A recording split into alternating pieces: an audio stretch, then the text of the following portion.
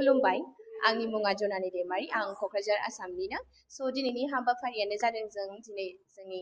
एथिलास dance स्टुडिअ'खौ opening ceremony लानाय जादों बे जोंनि डान्स स्टुडिअ'आव जोङो मोसानाय आयदाखौ फोरोंनायनि जोङो खाबु लादों जोंनि बे डान्स स्कुलाव आं आरो जोंनि माखासे इन्सट्राक्टरबो दङ जोंनि हाजासेखौ नाजानो नागिरदों जोंनि उन्दैसा जोंनि इयुन फैगौ जेनेरेसनखौ डान्सनि बागै एडुकेट खालामनो थ' जोंनि बे डान्स स्कुलाव जोङो इन्डियान क्लासिकेल फक फिउजनखौबो फोरोंनाय जागोन लोगोसे मडार्न स्ट्रिट स्टाइल प्लास कमार्शियेल जों हिप हप एफ्र' डान्स हल अपेन डान्स स्टाइलफोरखौबो जोङो फोरोंनो खाबु लादों बिदिल' नङा कि जों खालि डान्सखौल' फोरोंबाय थागोन करिय'ग्राफिसखौल' फोरोंबाय थागोन बिदिल' नङा जोङो बिनि लोगोसे मोनसे गुड निउस दङ जोङो फोरोंनायनि लोगोसे जों सातसा बिसोरनि थाखाय मोनसे अपरचुनिटि लाबोदों बे अपरचुनिटियानो जादों जोङो रक स्कुल फर डान्स एडुकेसन जों बेजों पार्टनारशिपआव थानो नागिरदों बे पार्टनारशिपआनो जोंनि स्टुडेन्टसफोरनो मोनसे एक्सेस होगोन बे एक्सेसआनो जादों एग्जामिनेसन प्लास क्वालिफिकेसन फेसिलिटिसखौ मोननो हागोन मानि जोङो सोलोंनायनि लोगोसे जों एग्जामिनेसन होनानै जों मोनसे क्वालिफिकेसन मोनसे जोङो माबा खालामनो खाबु मोनगोन आरो थ' बेनो जों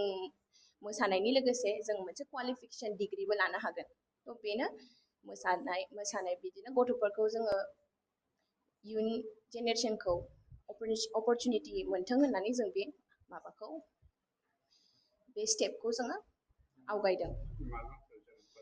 थ' दिनैथ' अपेनिं जाबाय जोङो गाबोननिफ्रायनो स्ट्रेट फ्रम द 5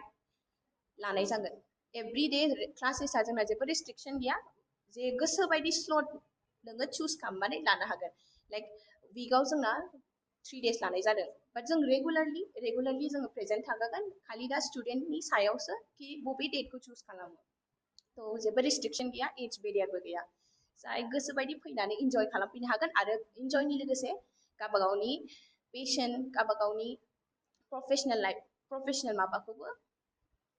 ग्रथ खालामनो हागोन लकेसना जोंना बड'फा नोगोर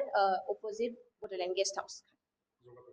जगाजग खालामनो थाखाय जोंना बे जोंनि मेइन स्टुडिअ'आवनो जों फैनानै डिटेल्सफोरखौ रिसेपसनाव लानो हागोन आरो स्क्रिनावबो जोङो होना होगोन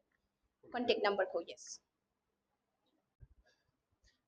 हेलो एवरीवन मेरा नाम है नवोजित कोच और आज का जो इवेंट है यहाँ पे एक नया डांस स्टूडियो खोल रहा है जिसका नाम है एटिलियर डांस स्टूडियो तो जितना भी डिटेल्स है वो सब मिस जोनाली बता देगी तो मैंने अपना इंट्रोडक्शन दे दिया है तो अभी सब डिटेल्स ये दे देंगे